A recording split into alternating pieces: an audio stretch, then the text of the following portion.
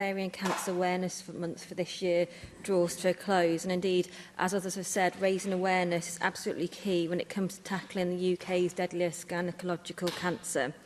I want to also thank the petitioner, Margaret Hutchinson, and whilst all of her recommendations might not, whilst the recommendations might not fully fulfil what she was asking for initially, I think the fact that her action has got it on the agenda of the Assembly today cannot be underestimated, and the significant step forward that is in raising awareness and enable us to step up and talk about the symptoms of ovarian cancer.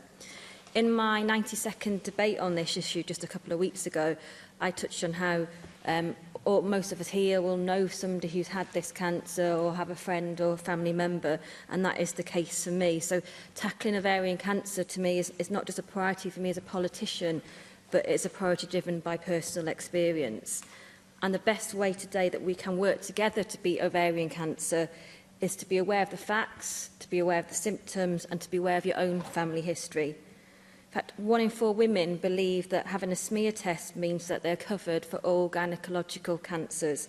And whilst we know smear tests are important and they shouldn't be feared, and they definitely shouldn't be forfeited, it's important to recognise that they do not detect ovarian cancer. Currently, it remains that the best way to detect ovarian cancer is for women and health practitioners, as others have said, alike to know and to act upon the main symptoms of this cancer. And on the latter, it is crucial for GPs and other healthcare professionals to have an enhanced understanding of the symptoms of ovarian cancer in order to increase the chances of early detection. As my colleague Angela Burns said, the symptoms are often misdiagnosed at the first point of contact. There's things like IBS or things associated with the menopause. In my mum's case, it was initially thought that she had gallstones. Some of the symptoms had previously presented themselves, and it literally became chronic virtually overnight. And it was presented in March, and whilst it wasn't an easy diagnosis, she did have surgery in June. I think the key to that is the awareness of symptoms, and for women going to the doctors to be able to articulate, actually, I'm concerned it could be this, and to be able to feel confident and getting that, to get the doctor to make that assessment, to get that early diagnosis.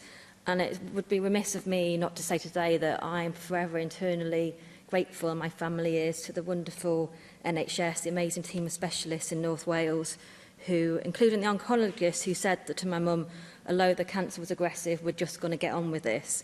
This was in 2009, and prior to that, she had breast cancer in 2005. And I should probably point out at this point that my mum is part of that, shall we say, select group of avid viewers of Senev TV.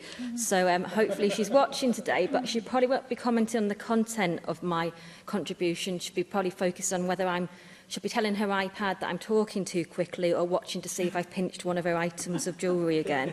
Sounds like a great mum. Thank you. Early detection of ovarian cancer is life-saving, and knowing the symptoms does make a difference. But this difficulty in diagnosis has left ovarian cancer to be called the silent killer. I think we need to rebuff that, because it isn't silent. As we said, there are symptoms, and it's crucial that in this debate we speak up and going forward and use that as the tools to tackle this cruel cancer. And I know others have said the symptoms, but I am going to relay them, because I think the more they say it, the more we share it, and the more the message gets out there. So the 4 main symptoms to watch out for are persistent stomach pain, persistent bloating, finding it difficult to eat or feeling full quickly, and needing to urinate more often. Also, I touched on the outset, linked to this raising awareness, it's important for people to be aware of their own family history. Around 20% of ovarian cancer cases are caused by genetic mutations, including the BRCA gene mutation.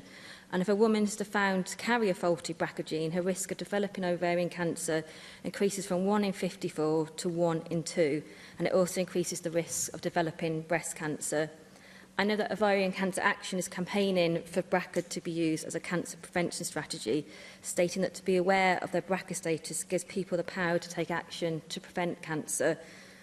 However, I'm also aware that taking steps to be tested for BRCA is not a decision that anybody would take lightly, and it's often one which would be fraught with fear and anxiety about important, although potentially life-changing decisions that would be made as a consequence of having that test. And I think that, to me, that links back to the value, the need of increasing awareness, and making people aware that they may have the BRCA gene, but making sure that support is there for people and in an accessible and adequate way. There's clear consensus to wrap up from the leading cancer charities, including Ovarian Cancer Action and Cancer Research UK, that the introduction of a national screening programme for ovarian cancer is not recommended based on the current available evidence. 90% of women are not aware of these 4 main symptoms of ovarian cancer, but whilst women diagnosed at stage 1 have a 90% survival rate, awareness is the best ammunition we currently have in early diagnosis and treatment of ovarian cancer. And the recommendations of the Petitions Committee in terms of proposing the Welsh Government continues to work with GPs and other health professionals to ensure appropriate tests and early diagnosis, and likewise the need to do more to improve awareness of ovarian cancer over a prolonged period of time.